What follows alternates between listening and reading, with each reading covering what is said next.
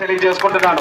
మరి ఈ రోజు విశేషం కూడా ఏంటంటే మరొక 50 రోజుల్లో సుమారుగా మే 13వ తేదీన రాష్ట్రంలో దేశంలో ఎన్నికలు రాబోతున్నాయి। 5 సంవత్సరాలకు ఒకసారి జరిగే ప్రక్రియ అది। అసలు ఎన్నికలు వస్తున్నాయి, ఎన్నికలు ఎందుకని జరుపుతున్నారు? ఎందుకనంటే ఎవరైనా తప్పు చేసినటువంటి నాయకులు ఉంటే ఆ నాయకులకి బుద్ధి చెప్పడానికే ఈ ఎన్నికలు మళ్ళీ మనం పెట్టుకుంటున్నాం। అయితే ఈ 5 సంవత్సరాలు ఒక్క అవకాశం అని గెలిచినటువంటి జగన్మోహన్ రెడ్డి ఈ 5 సంవత్సరాల్లో మనలాంటి గ్రామాలకి ఏదైనా చేయగలిగాడా అన్నటువంటి ప్రశ్న మీ అందరికీ కూడా అడుగుతున్నాను।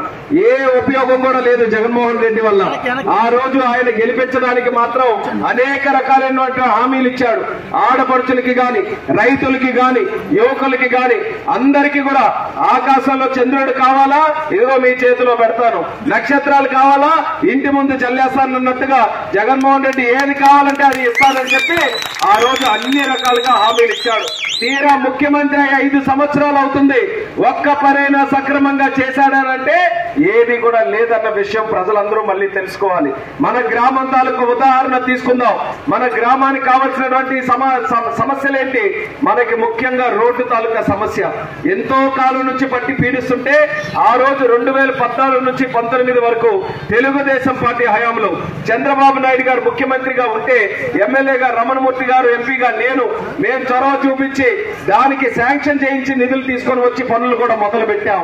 అయితే 2019లో అధికారం మారింది। అధికారం మారిన తర్వాత ఆ రోజు గెలిచినటువంటి వ్యక్తులు ఆ రోడ్డుని సంపూర్ణంగా పూర్తి చేయాల్సినటువంటి బాధ్యత తీసుకోవాలి।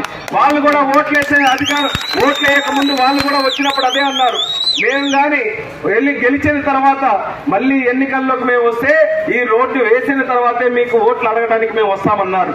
మరి ఈ రోజు రాగలరా వాళ్ళు? ఎవరైనా అడుగు పెట్టగలరా? అమ్మోజీపేటలో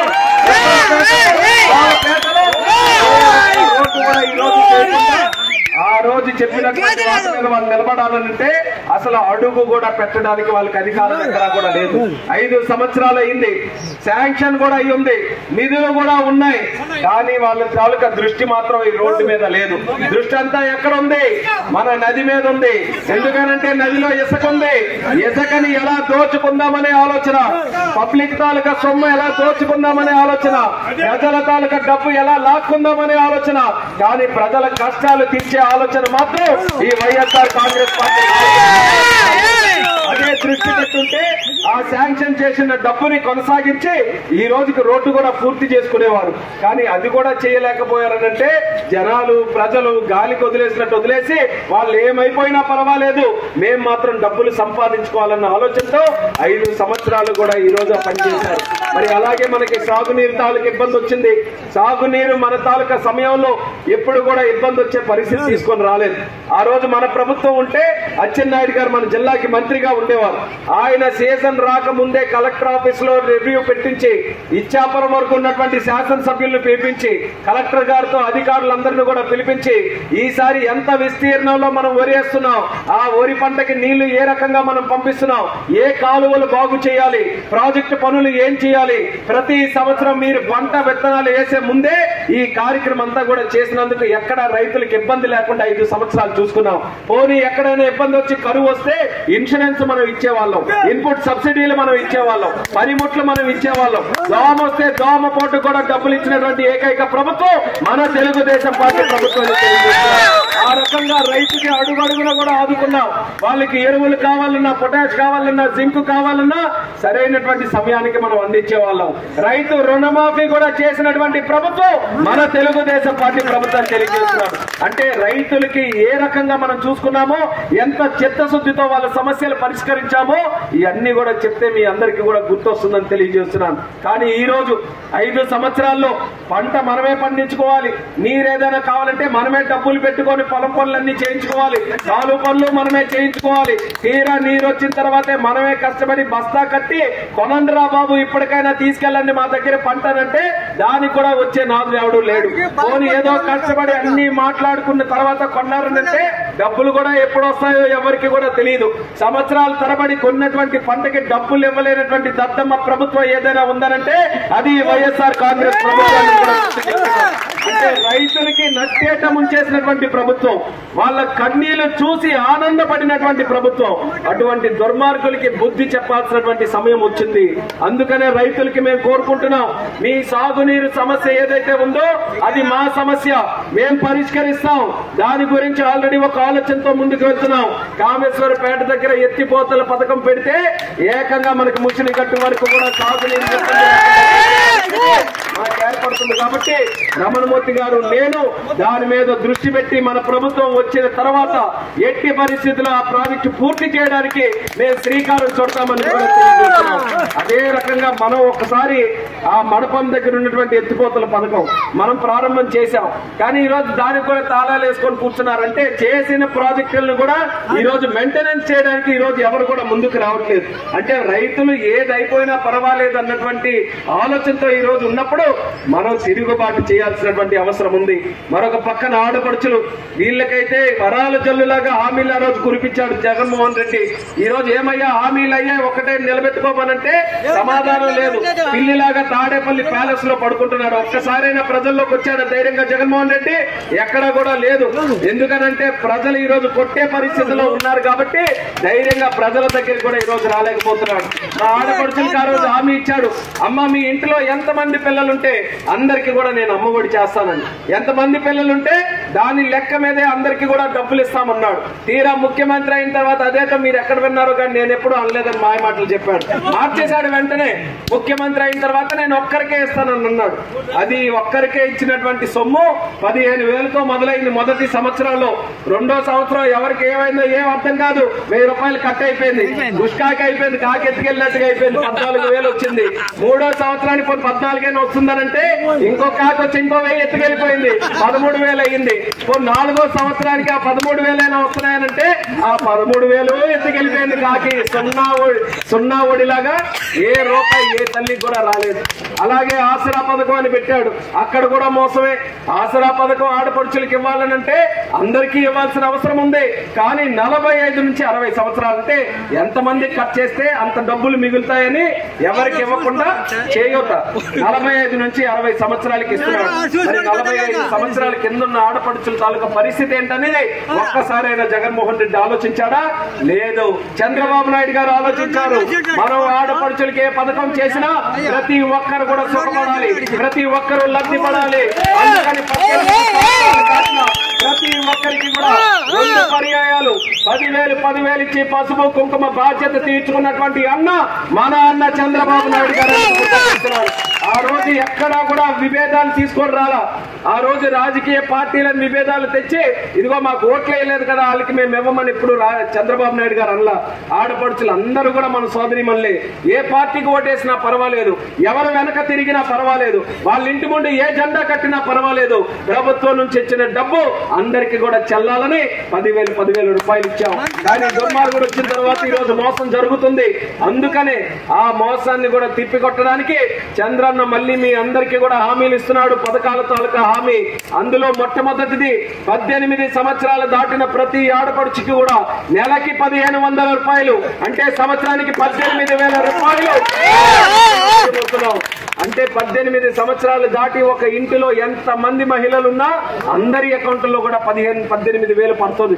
అదే రకంగా అమ్మఒడి అయితే ఏ రకంగా మోసం జరిగిందో చంద్రబాబు నాయుడు గారు ఆ మోసాన్ని కప్పిపూడ్చడానికి ఈ రోజు సరికొత్త పథకాన్ని ఈ రోజు అమలు చేసిన తల్లికి వందనం అనే పథకం పెట్టి మీ అందరికి ఎంతమంది పిల్లలుంటే ప్రతి పిల్లవాడికి 15,000 చొప్పున, ముగ్గురుంటే 45,000 వరకు, నలుగురున్నా పర్వాలేదు. ఇంకా చంద్రబాబు నాయుడు గారు అంటున్నారు జనాభా మన రాష్ట్రంలో తగ్గిపోతుంది, ఇంకా కన్నా పర్వాలేదు, ఎంతమంది ఉన్నా పిల్లలు పర్వాలేదు, అందరికీ కూడా 10 మంది కానీ పిల్లలు అప్పుడులా మా తాతలో ఉండేవాళ్ళు 10 మంది పిల్లలు ఒక్కొక్కరికి కూడా 10 మంది ఉంటే 1,50,000 అందరి పిల్లలకి వచ్చే పరిస్థితి ఈ రోజు ఏర్పడింది. ఆ పథకం కూడా చంద్రబాబు నాయుడు గారు చేయబోతున్నారు. అలాగే గ్యాస్ కనెక్షన్లు చంద్రన్న దయతో మీ అందరికీ కూడా వచ్చాయి.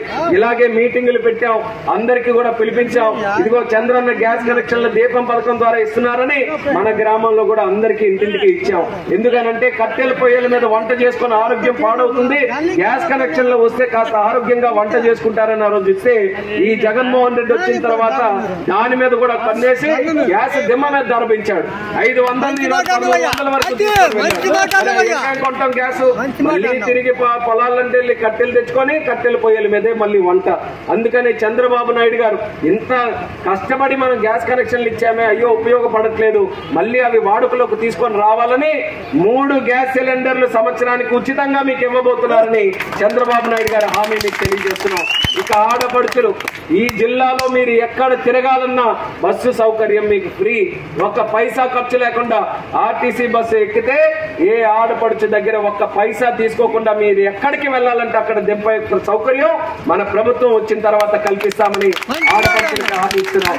రైతులకి 20,000 రూపాయలు వ్యవసాయం చేసే ప్రతి రైతు తాలూకా అకౌంట్ లో చంద్రన్న ముఖ్యమంత్రి అయిన తర్వాత వాళ్ళ అకౌంట్ లో వేయిస్తాం. ఇత యువకులు ఉన్నారు, వాళ్ళకు కూడా ఈ రోజు ఉద్యోగాల కోసం చాలా అలవటిస్తున్నారు. ఎక్కడ కూడా ఒక ఉద్యోగం లేదు. ప్రభుత్వం తరపున ఏదైనా నోటిఫికేషన్ వచ్చిందని 5 సంవత్సరాలు చూశారు. క్యాలెండర్లు అయిపోతున్నాయి, సంవత్సరాలు అయిపోతున్నాయి, నెలలు అయిపోతున్నాయి, కానీ ఒక్క నోటిఫికేషన్ కూడా లేదు. తీరా ఎన్నికలు వచ్చినప్పుడు అందరూ కూడా తిరగబడ్డానికి రెడీగా ఉన్నారని మెగా డిఎస్సి అని చెప్పి దగా డిఎస్సి ఈ రోజు తీసుకొని వచ్చాడు. రాష్ట్రంలో ఉన్నటువంటి పోస్టులు సుమారు 30,000కు పైగా ఉన్నాయి డిఎస్సి పోస్టులు. ఆ మాట ఎత్తకుండా, ఆ ఊసెత్తకుండా కేవలం 6,000 పోస్టులకి ఈ రోజు నోటిఫికేషన్ తీశాడు. ఆ 6,000 పోస్టులు శ్రీకాకుళంలో ఎన్ని ఉన్నాయంటే 3, 4, 10 పోస్టులు ఉన్నాయి. అంటే ఎంత అన్యాయం! టీచర్ ఉద్యోగం సంపాదిద్దామని కష్టపడుతున్నటువంటి యువకులకి ఎంత అన్యాయం చేశాడో మీరందరూ కూడా గమనించండి. ఏ డిపార్ట్మెంట్ లో కూడా ఎక్కడ పోస్టులు లేవు. 2,30,000 ఉద్యోగాలు నోటిఫికేషన్లను ఆయనే చెప్పాడు.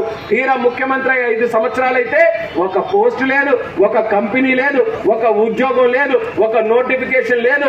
ఇలా మన దగ్గర చదువుకున్నటువంటి యువకులు కాలేజీలో సర్టిఫికేట్ తీసుకున్న వెంటనే ఇతర రాష్ట్రాలకు వెళ్లి ఏదో కష్టమో నష్టమో బయట రాష్ట్రాలను చూసుకుందామని బయటకు వెళ్లిపోయే పరిస్థితికి వచ్చారు. అటువంటి యువకులకి చంద్రన్న హామీ ఇస్తున్నాడు. మళ్ళీ మన ప్రభుత్వం వచ్చిన తర్వాత రాష్ట్రాల్లో కంపెనీలు తీసుకొని వచ్చి ప్రభుత్వ ఉద్యోగాలు భర్తీ చేసి అందరికీ కూడా ఉద్యోగాలు ఇవ్వడానికి సంవత్సరానికి 4 లక్షల ఉద్యోగాలు మన రాష్ట్రంలో తీసుకొని వస్తానని హామీ కూడా ఇస్తున్నాడు. మరి ఆ స్థాయిలో హామీ ఇచ్చినటువంటి నాయకుడికి మనం అందరం కూడా ఆశీర్వదించాలి. ఎవరైనా నిరుద్యోగులు ఉంటే వాళ్ళకి కూడా నెలకి 3,000 రూపాయలు నిరుద్యోగ భృతి కింద వాళ్ళందరికీ కూడా అందించే ప్రయత్నం కూడా మన ప్రభుత్వం వచ్చిన తర్వాత చేస్తుంది. ఇలా మంచి పథకాలు అమలు చేస్తున్నాం.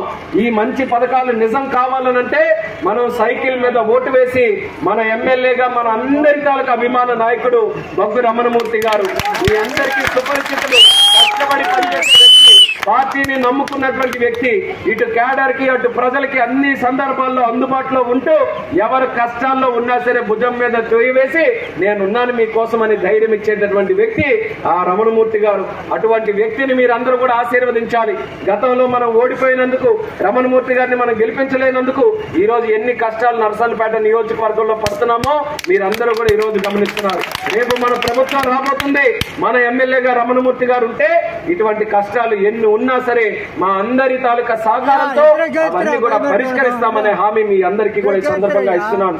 సాగునీరు, త్రాగునీరు, రోడ్డు నోట్ చేసి పెట్టుకోండి. ఖచ్చితంగా మేము వచ్చిన తర్వాత వీటన్నిటికీ కూడా శాశ్వత పరిష్కారం అందించే బాధ్యత మా ఇద్దరు చేయడానికి కూడా మాకు మంచి ఆలోచనలు ఉన్నాయి. ఇంతకాలం 5 సంవత్సరాలు అధికారం లేకపోవడం వల్ల కొంత ముందుకు నడవలేకపోయాం. మీ గురించి పోరాటం చేశాం, మీ గురించి అన్ని రకాలుగా కృషి చేశాం, కానీ అధికారం లేనందువల్ల ముందు కొనసాగించలేకపోయాం.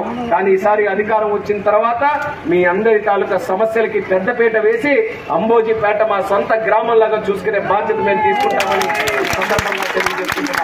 అలాగే చంద్రబాబు నాయుడు గారు ఒక్కరే కాదు, చంద్రబాబు నాయుడు గారితో పాటు జనసేనాని పవన్ కళ్యాణ్ గారు, అలాగే దేశ ప్రధానమంత్రి నరేంద్ర మోదీ గారు వీళ్ళందరూ కూడా కలిసికట్టుగా ఒకే తాటి మీద నిలబడి ఈ రోజు పోరాటం చేస్తున్నారు.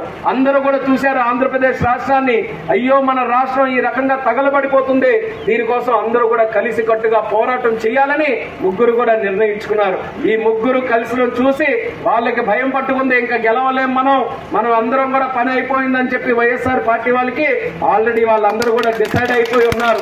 కానీ ప్రజల దగ్గరికి వచ్చినప్పుడు ఏమంటున్నారు, సింహమే సింగిల్ గా వస్తుందని. పిచ్చోడితో ఎవరైనా కలిసి పనిచేస్తాడు? ఎవరైనా పిచ్చోడితో పని చేయగలరా? ఎవరైనా ఆలోచించట్లా. మా సింహం సింగిల్ గానే వస్తుందని చెప్తున్నారు. ఆ రకంగా ఈ రోజు మాయ మాటలు చెప్పి ప్రజల్ని భ్రమ పెట్టడానికి ఈ సందర్భంగా మీరందరూ కూడా చైతన్యవంతంగా ముందుకు రావాలని తెలియజేసుకుంటున్నాను. అందరికీ తెలుసు 5 సంవత్సరాలు రాష్ట్రంలో పరిస్థితులు ఎలాగున్నాయి. తీరా ఎన్నికలు వచ్చినప్పుడు ఏదో ఒక ఇబ్బంది పెడతారు, ప్రలోభాలు పెడతారు, డబ్బు పంచడం చేస్తారు. కాబట్టి అటువంటి విషయాల్లో మీరందరూ కూడా అప్రమత్తంగా ఉండి ఒక విషయం మాత్రం చెప్తాను, వాళ్ళు డబ్బులు కానీ ఇస్తే డబ్బులు తీసుకోండి, మొహమాటమే లేదు. మీ తాలూకు డబ్బులే అవన్నీ కూడా మీ దగ్గర సంపాదించుకున్న డబ్బులే. మీరు కష్టపడి వాళ్ళకి అందరికీ కూడా మందు మీద డబ్బు, ఇసుక మీద డబ్బు, కరెంటు ఛార్జీల మీద డబ్బు, అన్నిటి మీద రిజిస్ట్రేషన్ల మీద డబ్బు, అన్నిటి మీద మీ డబ్బు తీసుకొని ఈ రోజు మళ్ళీ పంచి మీ అందరికీ కూడా చేయడానికి చూస్తున్నారు. అటువంటిది ఇచ్చినప్పుడు తీసుకొని ఓటు మాత్రం సైకిల్కే వెయ్యాలి. అప్పుడే గుర్తొస్తున్నారు వాళ్ళందరికీ కూడా కరెక్ట్ గా బుద్ధి చెప్పాలనంటే వాళ్ళు ఇస్తున్నటువంటి డబ్బులు పాపం సొమ్ము ఏదైతే ఉందో అది ఖచ్చితంగా తీసుకొని వాళ్ళకు కూడా బుద్ధి చెప్పే విధంగా మనం అందరం కూడా ఓట్లు వేయాలని సందర్భంగా పిలుపునిస్తున్నాను. ఆ మార్పు మనం తీసుకొని రావాలి. మళ్ళీ రాష్ట్రాన్ని మనం గాడిలో పెట్టాలి. అందరూ కూడా ఈ రోజు ఆంధ్రప్రదేశ్ రాష్ట్రానికి చూసి తలకొట్టుకుంటున్నారు, ఇంత మంచి రాష్ట్రం ఇలా ఎందుకు అయిపోయిందని. ఒక రాజధాని కూడా లేదు మన రాష్ట్రానికి, ఒక కంపెనీ కూడా లేదు.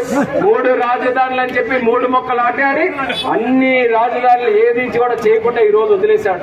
ఇటువంటి సందర్భంలో మీరందరూ కూడా విషయాలన్నీ కూడా గ్రహించి రాబోతున్నటువంటి ఎన్నికల్లో ఏ మాయలోను ఏ ఉచ్చులోను కూడా పడకుండా మన గురించి, మన పిల్లల భవిష్యత్తు గురించి, మన రాష్ట్రం గురించి ఆలోచించి చంద్రన్న, పవనన్న, మోదీ గారు ఈ 3 తాలూకా కలయికలో ఉన్నటువంటి పొత్తు ప్రభుత్వాన్ని మీరందరూ కూడా గెలిపించాలి. ఇక్కడ అభ్యర్థులుగా ఉన్నటువంటి రమణమూర్తి గారికి నాకు సైకిల్ గుర్తు మీద ఓటు వేసి గెలిపించాలని తెలియజేసుకుంటున్నాను. ఇందాక కొన్ని పథకాలు చెప్పాం. పథకాలతో పాటు చంద్రబాబు నాయుడు గారు ఆలోచించారు, ఈ పథకాలతో పాటు ఇంకా ఏదైనా చేయాలి, పేదవాడికి ఏదో ఒక రకంగా ఉపయోగపడాలని. అందుకోసమే బీసీలు ఎవరైతే ఉన్నారో, ఎస్సీ ఎస్టీలు ఎవరైతే ఉన్నారో వాళ్ళకు ఉద్దేశించి కూడా మరొక హామీ చంద్రన్న ఇస్తున్నారు. అదేంటంటే బీసీ ఎస్సీ ఎస్టీ కుటుంబాలు 60 సంవత్సరాలకి ఎవరైతే పెన్షన్ తీసుకుంటున్నారో అది మార్చి 50 సంవత్సరాలకే వాళ్ళకి పెన్షన్లు ఇవ్వబోతున్నారు. 50 సంవత్సరాలకి చేస్తూ 3000 ఉన్న పెన్షన్ ని 4000 కూడా చేయబోతున్నామన్న హామీ ఈ సందర్భంగా తెలియజేసుకుంటున్నాను. ఎందుకనంటే ఖర్చులు పెరిగిపోయినాయి. ఈ రోజు ఒక ఇల్లు గడవాలనంటే ఎంత కష్టపడి కూలి పని చేసుకున్నా, పొలం పని చేసుకున్నా ఈ రోజు ఇల్లు గడిచే పరిస్థితి లేదు. అటువంటి బీసీ ఎస్సీ ఎస్టీ కుటుంబాలకి ప్రభుత్వమే ఆదుకోవాలని చెప్పి పెన్షన్లు ఏజ్ తగ్గించి పెన్షన్ రేటు కూడా ఈ రోజు పెంచుతున్నాం. ఆ రకంగా రాబోతున్నటువంటి ప్రభుత్వంలో ఈ మంచి కార్యక్రమాలన్నీ కూడా మీ అందరి కోసం చేయబోతున్నాం. మాకు కావాల్సినటువంటిది మీ ఆశీర్వాదం కావాలి, మీ బలం కావాలి. మా వెంట మీరు నిల్చుంటున్నారు, సైకిల్ ఎక్కడానికి మీరు అందరూ కూడా సిద్ధంగా ఉన్నారు. నిరూపించగలిగితే మరింత బలంగా ఉత్సాహంగా పనిచేయడానికి మాకు కూడా అవకాశం ఉంటుందని మరొకసారి మీ అందరికీ కూడా తెలియజేసుకుంటున్నాను. వచ్చే ఎన్నికల్లో సైకిల్ గుర్తు మీద ఓటు వేసి మా ఇద్దరికి కూడా అఖండమైనటువంటి మెజారిటీతో గెలిపించి అంబోజిపేట గ్రామం అంటే ఇది తెలుగుదేశం పార్టీ అడ్డా అనేది మీరందరూ కూడా నిరూపించాలని ఈ సందర్భంగా తెలియజేసుకుంటూ మీ అందరి దగ్గర సెలవు తీసుకుంటున్నాను.